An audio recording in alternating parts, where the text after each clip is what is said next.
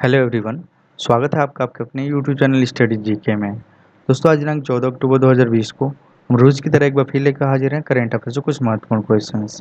दोस्तों आज के जो भी क्वेश्चन है वो सिलेक्टेड हैं और आपके आने वाले एग्जाम के लिए बहुत ही इंपॉर्टेंट हैं। तो दोस्तों वीडियो को एंड तक और ध्यान से देखिएगा। इसमें आपको क्वेश्चन के साथ साथ उससे रिलेटेड जितने भी इंपॉर्टेंट फैक्ट होंगे वो सब बताए जाएंगे। और बाद में मैं आपसे क्वेश्चन भी पूछूंगा जिसका आंसर आप हमें कमेंट बॉक्स में कमेंट करके दे सकते हैं और इसका आंसर मैं आपको आने वाली वीडियो में भी बताऊँगा। आज के जो भी क्वेश्चन होंगे उनका वन लाइनर आपको वीडियो के एंड में मिलेगा, जिसे आप आसानी से याद कर सकते हैं और आज के वीडियो के पीडीएफ फाइल आप वीडियो के डिस्क्रिप्शन लिंक से डाउनलोड कर सकते हैं। तो चलिए आज की वीडियो की शुरुआत करते हैं आज के पहले क्वेश्चन के साथ। आज का पहला क्वेश्चन है कि हाल ही में पीएम श्री नरेंद्र मोदी ने किसकी आत्मकथा का विमोचन किया है। तो दोस्तों आपको बता दें, विमोचन करना मतलब होता है लॉन्चिंग करना। तो हमारे देश के प्रधानमंत्री श्री नरेंद्र मोदी ने 13 अक्टूबर 2020 को वीडियो कॉन्फ्रेंसिंग के जरिए पूर्व केंद्रीय मंत्री बाला साहेब बीके पाटिल की आत्मकथा का विमोचन किया है। तो दोस्तों इसमें जो आपका ऑप्शन है सी, बाला साहेब बीके पाटिल, ये बिल्कुल राइट है। दोस्तों इनकी आत्मकथा का जो नाम है वो देह बिचवा करनी है। नाम याद रखिएगा, बाला साहेब की पाटिल की जो आत्मकथा है उसका नाम है देह बिचवा करनी। दोस्तों छोटा सा क्वेश्चन है, आपके आने वाले एग्जाम के लिए मोस्ट इंपॉर्टेंट हो सकता है, तो इसे नोट कर लीजिएगा और याद रखिएगा। दोस्तों इस विमोचन के साथ ही प्रधानमंत्री श्री मोदी ने प्रवर रूरल एजुकेशन सोसाइटी का नाम बदलकर लोक नेते बाला साहेब बीखे पाटिल प्रवर रूरल एजुकेशन सोसाइटी कर दिया। दोस्तों नाम आया है यहाँ बाला साहेब बीखे पाटिल का, तो इसके बारे में हम कुछ बातें जान लेते हैं। दोस्तों बाला साहेब बीखे पाटिल महाराष्ट्र के एक बड़े कद्दावर नेता थे। दोस्तों ये 7 बार लोकसभा के सदस्य रहे और साल 2016 में 84 साल की उम्र में इनकी मृत्यु हो गई थी। दोस्तों इन्हें पद्म भूषण सम्मान से भी नवाजा जा चुका है। तो दोस्तों ये सारे इंपॉर्टेंट फैक्ट आप अपने नोट कर लीजिएगा। ये सारे एक इंपॉर्टेंट फैक्ट आपको एग्जाम में पूछे जा सकते हैं। चलिए बढ़ते हैं अपने अगले क्वेश्चन की तरफ। हमारा अगला क्वेश्चन है कि हाल ही में किस राज्य ने 3 तलाक पीड़ित महिलाओं को सालाना धनराशि देने का फैसला किया है। तो दोस्तों आपको बता दें कि तलाक का मतलब ये होता है कि कोई पति अपनी पत्नी से 3 बार ये तलाक शब्द को बोलकर उससे सारा रिश्ता तोड़ लेता है। तो दोस्तों उन पीड़ित महिलाओं को जो है सालाना धनराशि देने का जो ऐलान है वो उत्तर प्रदेश सरकार के द्वारा किया गया है। तो इसमें जो आपका ऑप्शन है बी, उत्तर प्रदेश, ये बिल्कुल राइट है। दोस्तों इस ऐलान के तहत जो है हर तलाक पीड़िता को हर साल 6,000 की सालाना धनराशि दी जाएगी। दोस्तों आपको बता दें कि मुस्लिम महिला विवाह पर अधिकारों का संरक्षण अधिनियम 26 जुलाई 2019 को पारित किया गया था। इसके बाद से ही भारत सरकार ने 1 अगस्त 2019 से 3 तलाक को गैरकानूनी घोषित कर दिया। तो ये भी क्वेश्चन आपसे पूछ सकता है कि 3 तलाक को है भारत में कब गैरकानूनी घोषित किया गया था, तो वो है 1 अगस्त 2019। तो दोस्तों चलिए बढ़ते हैं अपने अगले क्वेश्चन की तरफ। हमारा अगला क्वेश्चन है कि हाल ही में सैंड्रा नीस लाइफ टाइम अचीवमेंट अवार्ड किसे दिया गया है। तो दोस्तों आपको बता दें कि सैंड्रा नीस लाइफ टाइम अचीवमेंट अवार्ड जो है वो हरीश कोटेचा को अमेरिका में बेघर बच्चों और युवाओं की ज़रूरतों को पूरा करने के लिए दिया गया है। तो इसमें जो आपका ऑप्शन है बी, हरीश कोटेचा, ये बिल्कुल राइट है। दोस्तों हरीश कोटेचा कोटेचा जो है वो HC4A, ये इसको ऐसे ही लिखा जाता है HC4A यानी 4A। इसका फुल फॉर्म होगा हिंदू चैरिटीज फॉर अमेरिका के ये संस्थापक हैं। दोस्तों याद रखिएगा कि Harish Kotecha HC4A Hindu charities for America के संस्थापक हैं और इसके अध्यक्ष भी हैं।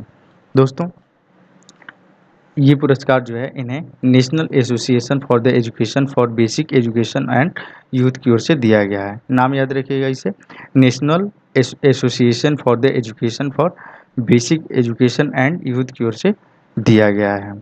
दोस्तों ये पुरस्कार जो है हर साल मानवता के क्षेत्र में काम करने वाले किसी संस्था या किसी व्यक्ति को दिया जाता है। तो चलिए बढ़ते हैं अपने अगले क्वेश्चन की तरफ। इस क्वेश्चन को नोट कर लीजिएगा, ये भी इम्पोर्टेंट क्वेश्चन है।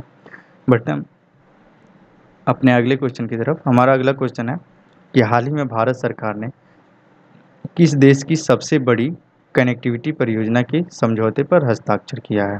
तो दोस्तों आपको बता दें कि 12 अक्टूबर 2020 को हमारे देश के प्रधानमंत्री श्री नरेंद्र मोदी के द्वारा मालदीव के साथ इस करार पर हस्ताक्षर किया गया है। तो इसमें जो आपका ऑप्शन है सी, मालदीव, ये बिल्कुल राइट है। दोस्तों इस समझौते के अंतर्गत भारत जो है वो 29,000 करोड़ रुपए की धनराशि जो है कर्ज के रूप में देगा, और 730 करोड़ रुपए की जो धनराशि है वो अनुदान के रूप में देगा। दोस्तों, ये कनेक्टिविटी परियोजना जो है वो मालदीव की जो है सबसे बड़ी कनेक्टिविटी परियोजना होगी। दोस्तों, यहाँ बात आई है मालदीव की, तो मालदीव के बारे में कुछ बातें जान लेते हैं।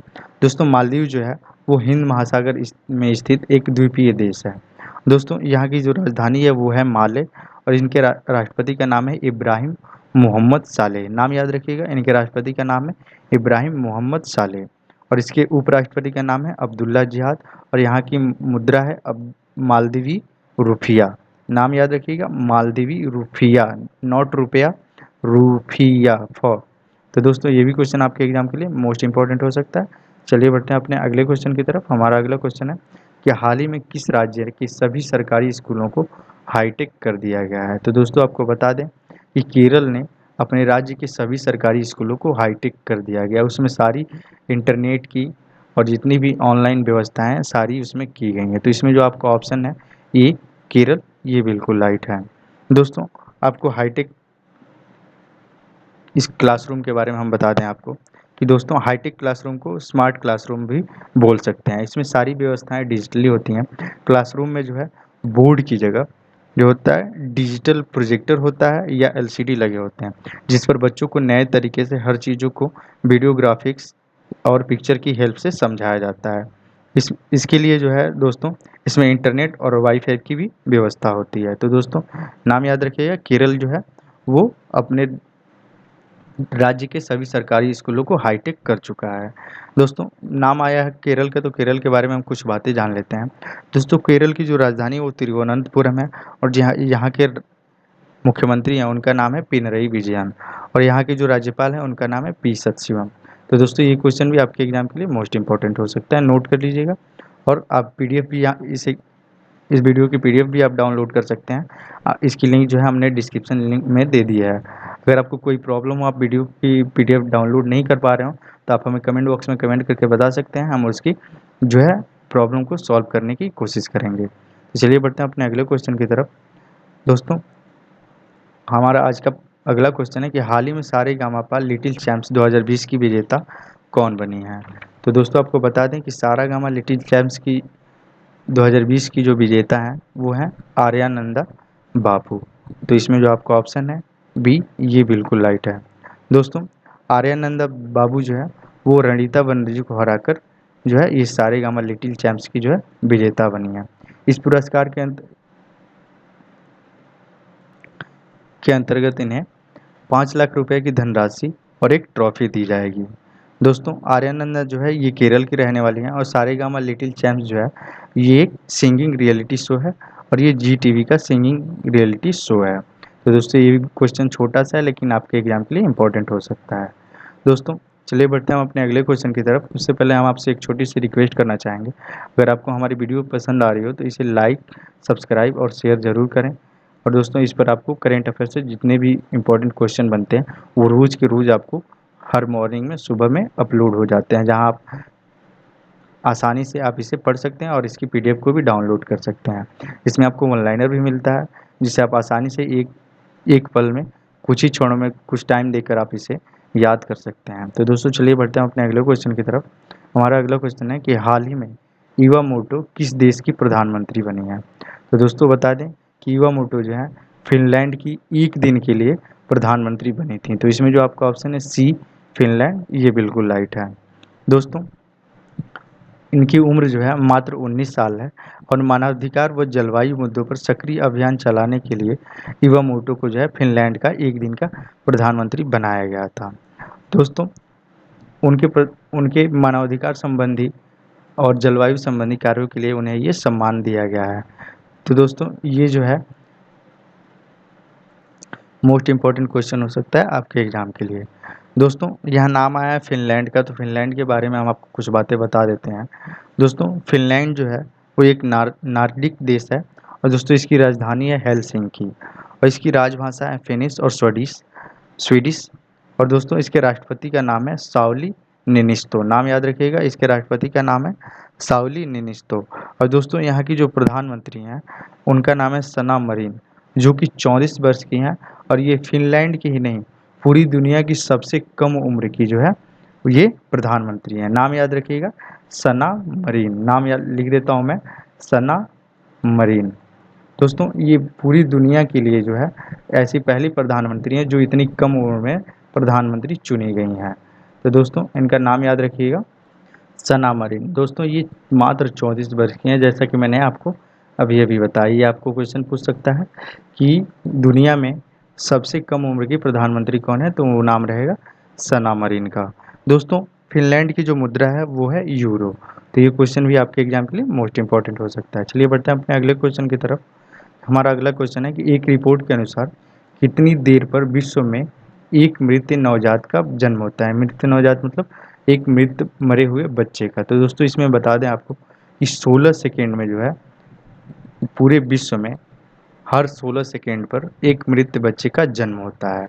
और दोस्तों ये रिपोर्ट जो है संयुक्त राष्ट्र के द्वारा जारी की गई। तो इसमें जो आपका ऑप्शन है सी, 16 सेकेंड, ये बिल्कुल राइट है। दोस्तों ये रिपोर्ट जो है उसका नाम रखा गया है a neglected tragedy, the global burden of stillbirth. दोस्तों स्टिल बर्थ मतलब ये होता है कि ऐसे बच्चों का जन्म जिनमें जन्म के समय से ही जीने का कोई संकेत ना मिल रहा हो। तो दोस्तों नाम याद रखिएगा, संयुक्त राष्ट्र के द्वारा जो है ये रिपोर्ट जारी की गई है, और 16 सेकेंड में जो है पूरी दुनिया में एक मृत बच्चे का जन्म होता है। दोस्तों इस रिपोर्ट को जो है यूनिसेफ, WHO यानी वर्ल्ड हेल्थ ऑर्गेनाइजेशन और विश्व बैंक के द्वारा तैयार की गई है। दोस्तों स्टिल बर्थ का एक और मतलब हम आपको बता दें। इसका मतलब होता है कि गर्भधारण के 28 सप्ताह के बाद उन बच्चों का जन्म जिनमें से जीवन के कोई संकेत ना हो, यानी जन्म के समय से उनके शरीर में जीवन का कोई संकेत नहीं मिलता है। दोस्तों आपको बता दें यहाँ नाम आया है यूनाइटेड नेशन का। यूनाइटेड नेशन के बारे में हम कुछ बातें बता देते हैं। यूनाइटेड नेशन की जो हेडक्वार्टर है वो है न्यूयॉर्क में है, और इसकी स्थापना 24 अक्टूबर 1945 को की गई थी, और इसके अध्यक्ष हैं एंटोनियो गुतारेस। और दोस्तों यहाँ बात आया है विश्व बैंक का, तो विश्व बैंक के बारे में भी कुछ बातें जान लेते हैं। विश्व बैंक की जो स्थापना है वो जुलाई 1944 में की गई थी। इसके अध्यक्ष हैं डेविड मालपास, और जो इसकी एमडी और सीएफओ हैं, एमडी मतलब होता है मैनेजिंग डायरेक्टर, एंड सीएफओ मतलब होता है चीफ फाइनेंशियल ऑफिसर, जो हैं अंशुला कांत।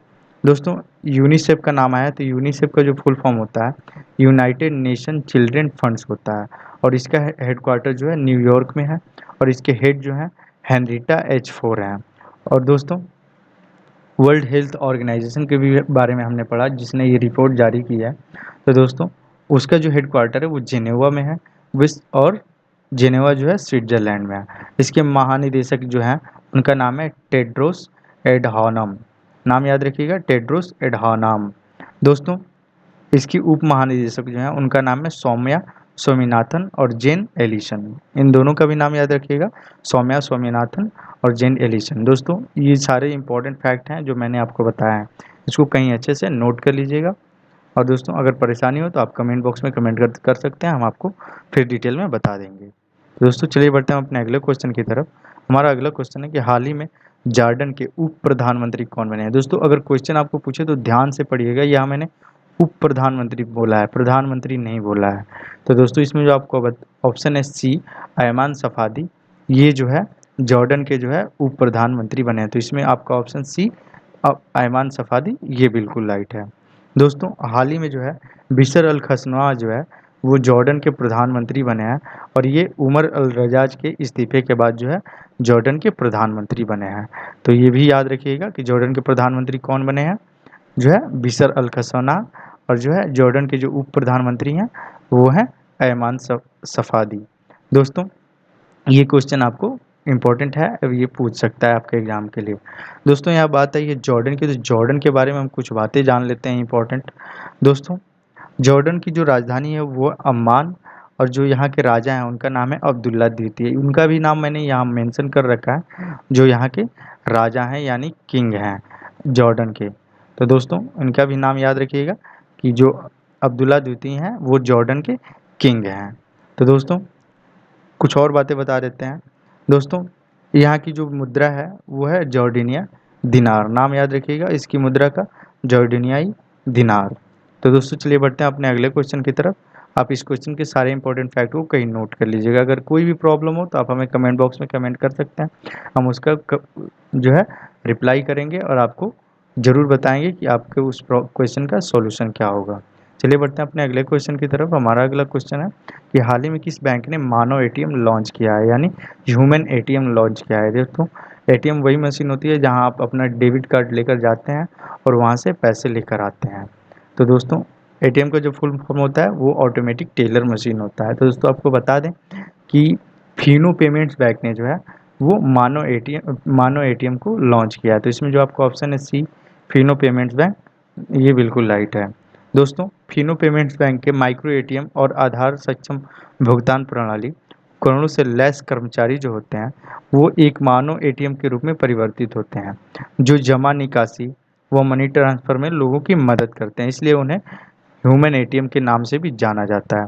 दोस्तों ये मनी ट्रांसफ़र में लोगों की मदद के साथ साथ जो है ये नए खाते भी खोलते हैं। तो दोस्तों ये एक नई पहल है फिनो पेमेंट्स के द्वारा, तो ये भी क्वेश्चन आपके लिए मोस्ट इंपॉर्टेंट हो सकता है। चलिए बढ़ते हैं अपने अगले क्वेश्चन की तरफ। हमारा अगला क्वेश्चन है कि हाल ही में एआईसीटीई ने किस कंपनी के साथ स्किल डेवलपमेंट प्रोग्राम के लिए समझौता किया है। दोस्तों स्किल डेवलपमेंट होता है हमारे अंदर किसी ऐसी गुणों का विकास करना जो हमारे लिए एम्प्लॉयमेंट का जो है आधार बन सके। तो इसके लिए जो है एआईसीटीई ने जो है वो माइक्रोसॉफ्ट के साथ करार किया है। तो दोस्तों इसमें जो आपका ऑप्शन है बी माइक्रोसॉफ्ट, ये बिल्कुल राइट है। दोस्तों इस साझेदारी में माइक्रोसॉफ्ट लगभग 1500 कोर्सेज को, जो कि नई जनरेशन से और नए नए मॉड्यूल होंगे, वो को शेयर करेगा और छात्रों को और शिक्षकों के लिए फ्री ऑफ कॉस्ट एआईसीटी की ई लर्निंग पोर्टल पर ई लर्निंग पोर्टल जो है ELIS पर उपलब्ध कराएगा, जिसे कोई भी छात्र या शिक्षक जो है आसानी से एक्सेस कर सकता है और पढ़ सकता है। और दोस्तों इससे छात्रों को और शिक्षकों को नई जनरेशन की नई नई तकनीकों को जानने का मौका मिलेगा और दोस्तों ये आसानी से वहाँ से समझ सकते हैं और सीख सकते हैं। तो ये भी क्वेश्चन आपके लिए मोस्ट इंपॉर्टेंट रहेगा। दोस्तों AICT का जो फुल फॉर्म होता है वो all India council for technical education होता है। इसको हिंदी में बोलते हैं अखिल भारतीय तकनीकी शिक्षा परिषद, जैसा कि मैंने यहाँ लिखा भी हुआ है, आप यहाँ पढ़ सकते हैं। दोस्तों इस कोर्स में जो है आर्टिफिशियल इंटेलिजेंस, IoT यानी internet of things, data science और क्लाउड कंप्यूटिंग जैसे जो भी नई नई जनरेशन की चीज़ें होंगी सुपर कंप्यूटर से रिलेटेड, ये सारी चीज़ें जो होंगी इस कोर्स में मेंशन होंगी और इसे छात्र अपने पढ़कर अपनी स्किल को डेवलपमेंट कर सकते हैं और अपने एम्प्लॉयमेंट के लिए अपने नए नए मार्ग को खोज सकते हैं। दोस्तों AICT की जो स्थापना हुई थी वो 1945 में की गई थी और दोस्तों इसका हेडक्वार्टर जो है वो नई दिल्ली में है। याद रखिएगा इसका हेडक्वार्टर जो है वो नई दिल्ली में है और इसके जो वर्तमान में अध्यक्ष हैं उनका नाम है प्रोफेसर अनिल डी सहस्त्रबुद्धे। नाम याद रखिएगा प्रोफेसर अनिल डी सहस्त्रबुद्धे। दोस्तों माइक्रोसॉफ्ट का नाम आया तो माइक्रोसॉफ्ट के बारे में हम कुछ बातें जान लेते हैं। दोस्तों माइक्रोसॉफ्ट की जो स्थापना है वो 26 नवंबर 1976 को की गई थी और इसके जो संस्थापक हैं वो हैं बिल गेट्स और पॉल एलन। याद रखिएगा नाम, दो इसके संस्थापक हैं बिल गेट्स और पॉल एलन। दोस्तों इसके CEO यानी चीफ एग्जीक्यूटिव ऑफिसर जो है उनका नाम है सत्या नडेला और इसका जो मुख्यालय है वो है यूनाइटेड स्टेट ऑफ अमेरिका यानी यूएसए में है। और दोस्तों यूएसए में की बात हम एक बात बता दे रहे हैं आपको, ये भी इम्पोर्टेंट हो सकता है। यूएसए में जो है 3 नवंबर को जो है अब प्रेसिडेंशियल इलेक्शन होने वाले हैं। तो दोस्तों ये रहे आपके सारे आज के 11वें क्वेश्चन के जो भी इम्पोर्टेंट फैक्ट है। तो ये भी क्वेश्चन आपके लिए इम्पोर्टेंट हो सकता है आपके एग्जाम के लिए, तो नोट कर लीजिएगा और याद रखिएगा। चलिए बढ़ते हैं अपने अगले क्वेश्चन की तरफ कि विश्व मानक दिवस कब मनाया जाता है। तो दोस्तों आपको बता दें कि विश्व मानक दिवस जो है यानी world standards day, standards STANDARD, yes दोस्तों वर्ल्ड स्टैंडर्ड्स डे है जो है वो 14 अक्टूबर को हर साल मनाया जाता है। तो इसमें जो आपका ऑप्शन है बी 14 अक्टूबर, ये बिल्कुल राइट है। दोस्तों आपको बता दें कि विश्व मानक दिवस का उद्देश्य जो है वो वैश्विक अर्थव्यवस्था के मानकीकरण के महत्व के रूप में नियामकों, उद्योग और उपभोक्ताओं के बीच जो है जागरूकता बढ़ाने के लिए मनाया जाता है। दोस्तों 1946 में जो है 14 अक्टूबर को जो है विश्व मानक दिवस के रूप में मनाने के लिए चिन्हित किया गया था। तो दोस्तों ये क्वेश्चन भी आपके एग्जाम के लिए इम्पोर्टेंट हो सकता है। इसको या तो ये पूछ सकता है कि वर्ल्ड स्टैंडर्ड्स डे कब मनाया जाता है या विश्व मानक दिवस कब मनाया जाता है, ये भी पूछ सकता है। तो चलिए बढ़ते हैं हम आज के जो आपका आंसर है आपके कल के पूछे गए आंसर क्वेश्चन का। तो दोस्तों ये है आपका कल का क्वेश्चन। दोस्तों कल मैंने आपसे पूछा था कि हाल ही में किस विकिरण रोधी मिसाइल का परीक्षण किया गया है। तो दोस्तों आपको बता दें कि डीआरडीओ के द्वारा उड़ीसा के बालासोर में मिग-30 विमान की सहायता से 9 अक्टूबर 2020 को जो है भारत की प्रथम एंटी रेडिएशन मिसाइल यानी विकिरण रोधी मिसाइल, इसको इंग्लिश में कहते हैं एंटी रेडिएशन। तो एंटी रेडिएशन मिसाइल का जो है परीक्षण किया गया है। दोस्तों इसमें एक अलग से ट्रैकिंग सिस्टम लगा है जो टारगेट को आसानी से ढूंढ सकता है और उसे भेज सकता है आसानी से। तो ये क्वेश्चन भी है, इंपॉर्टेंट हो सकता है। चलिए बढ़ते हैं हम आपके लिए जो आज का क्वेश्चन है उसकी तरफ। आपके लिए जो क्वेश्चन है कि 100 रुपये का सिक्का बनाने के लिए इनमें से कौन सी धातु का प्रयोग नहीं किया जाता है। याद रखिएगा मैंने यहाँ पूछा है नहीं किया जाता है। तो दोस्तों इसका आंसर आप इसी में से बता सकते हैं। और दोस्तों अगर आपको आंसर नहीं पता तो आप हमारी जो है कल की वीडियो को देख सकते हैं, वहाँ मैंने डिटेल में बताया हुआ है। चलिए बढ़ते हैं हम अपने वन लाइनर की तरफ। वन लाइनर जो है पीएम मोदी ने बाला साहेब बीके पाटिल की आत्मकथा का विमोचन किया है। उत्तर प्रदेश सरकार ने 3 तलाक पीड़ितों को 6,000 रुपये की धनराशि देने का फैसला किया है, वो भी सालाना में। सैंड्रा नीस lifetime achievement award Harish Kotecha को दिया गया है। भारत सरकार ने सबसे बड़ी कनेक्टिविटी परियोजना के लिए मालदीव के साथ समझौते पर हस्ताक्षर किया है। केरल देश का ऐसा पहला राज्य है जिसके सभी गैर सरकारी स्कूल हाईटेक बना दिए गए हैं। सारेगामापा लिटिल चैम्प 2020 की विजेता आर्यानंदा बाबू बनी है। ईवा मोर्टो फिनलैंड की एक दिन की प्रधानमंत्री बनी है जिनकी उम्र जो है वो मात्र 16 साल है, सॉरी 19 साल है। दोस्तों 8वां जो है संयुक्त राष्ट्र द्वारा जारी रिपोर्ट के अनुसार प्रत्येक 16 सेकेंड में दुनिया में एक मृत बच्चे का जन्म होता है। दोस्तों फिनलैंड की जो बात हमने की है तो फिनलैंड के बारे में मैंने आपको पहले ही बताया और फिर मैं दोबारा बता रहा हूँ कि सना मरीन जो है वो विश्व की और फिनलैंड की एकमात्र ऐसी प्रधानमंत्री है जो सबसे हुआ है और उनकी उम्र जो है वो 34 वर्ष है। अयमान सफारी जॉर्डन के उप प्रधानमंत्री नियुक्त किए गए हैं। फिनो पेमेंट बैंक ने मानव एटीएम लॉन्च किया है। एआईसीटीई ने माइक्रोसॉफ्ट के साथ स्किल डेवलपमेंट प्रोग्राम के लिए करार किया है जिसमें अलग अलग कोर्सों को शिक्षकों और छात्रों को सिखाया जाएगा। विश्व मानक दिवस 14 अक्टूबर को मनाया जाता है। आज के थॉट की तरफ बढ़ते हैं हम कि love your haters they are encouraging you to do more than best. मतलब आप अपने जो भी आपके आलोचक हों, जो भी आपके क्रिटिसाइज़र हों, उनको उनकी बातों का बुरा ना मानें। आप उनसे मोटिवेशन लें कि आपको और बेस्ट से बेस्ट कैसे करना चाहिए। उनको बस उनसे जो गलत बातें मिल रही हैं उनको नेगलेक्ट करें और जो हो सकता है जितनी भी इम्प्रूवमेंट हो सकती है आप अपनी तरफ से इम्प्रूवमेंट कर सकते हैं। यानी वे इनडायरेक्टली आपको इनकरेज करते हैं, डायरेक्टली आपको तो वो हेट करते ही हैं, डायरेक्टली आपको क्रिटिसाइज तो करते ही हैं। तो आप उनकी बातों का बुरा ना मानें, उसको पॉजिटिव वे में लें और जितना हो सके अपने आप में इम्प्रूवमेंट करें। तो दोस्तों आज की वीडियो यहीं समाप्त होती है। अगर आपको अच्छी लगी हो तो लाइक, सब्सक्राइब और शेयर ज़रूर करिएगा। धन्यवाद।